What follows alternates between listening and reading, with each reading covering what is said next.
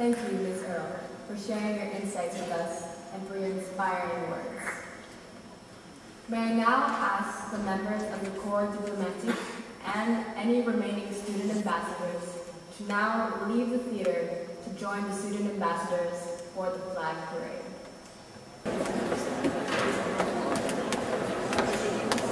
You didn't see who was there.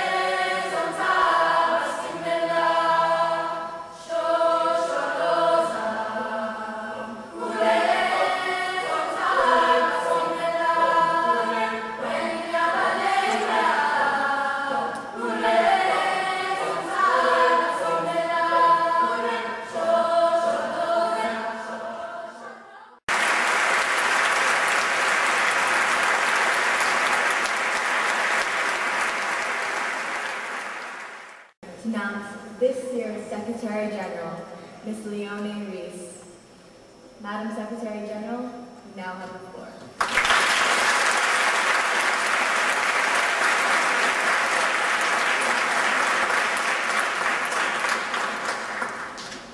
Your Excellencies, esteemed guests, fellow student officer team, dear delegates, ladies and gentlemen.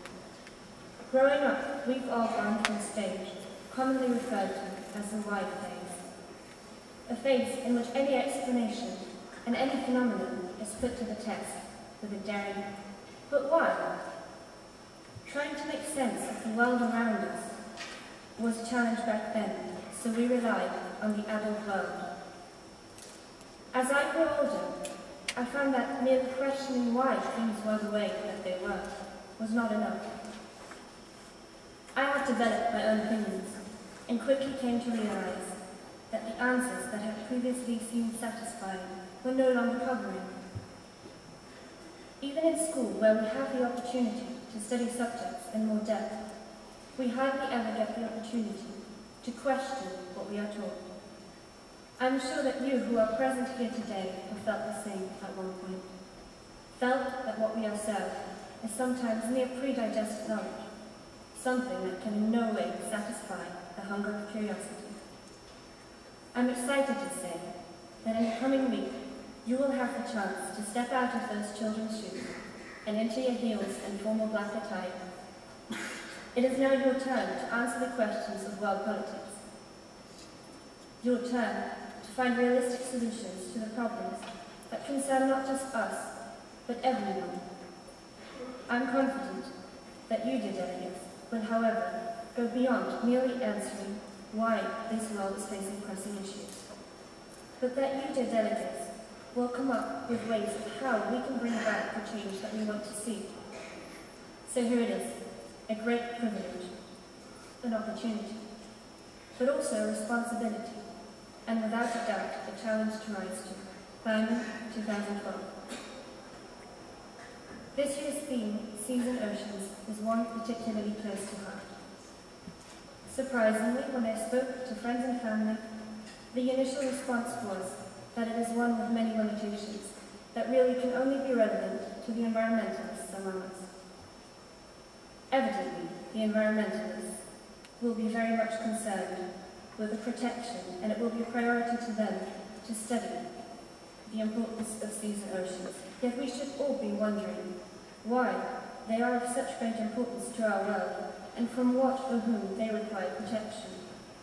The world's seas and oceans provide food and drinking water for billions. They provide water to generate energy. They serve as a habitat to an overwhelming variety of species. I find that many of us have accepted water as a given in our daily lives. It seems natural that the water comes out of the shower in the morning. And just like that, the refreshing drop trickling down your throat after an exhausting jog is taken for granted.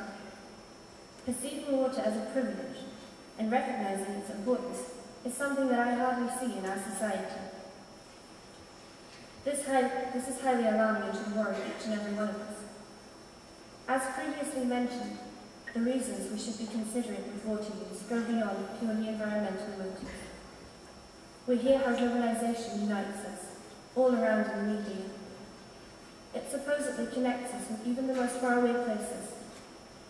What is it, however, that in fact connects all citizens with one another? It's the seas and oceans. Having such a key role in communication, trade, and many other vital processes does not merely make them a key element to protect from pollution and exploitation, but above makes them prone to be a source of conflict and problems, the issues that are on this year's agenda. Yet, we are not the first to address the problems regarding seas and oceans, and I am surely not the first person that you will hear point out that treating water with respect to sustainability is an urgent matter. But it takes more than explaining the reasons why. Again, it takes the know-how and the input of all of us. When looking at the complexity of the issues of this year's agenda, idealism is misplaced. It may serve to motivate us, to keep us going for the week. But in this coming week, we cannot change the world for good. We will not have the power to solve all the world's problems at once. What we can, however, do is learn a lot. Learn from representing the United Nations member states for 5 days.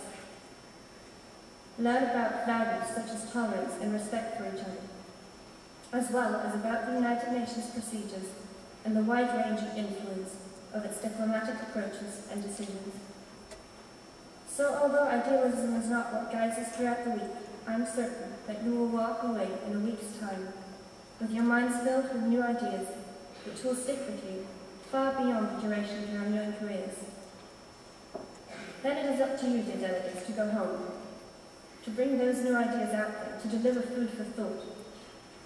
Maybe it is not the resolution that you will pass, but the experience that you will make that can truly inspire all of us to strive for change. So on a final note, I'm confident that the week ahead of us will be filled with eager debates that will not just address the whys, but above the hows of the present. Dear delegates, now it's your time to take the stage and direct the future of our world. Thank you very much, and yield the floor back to the President.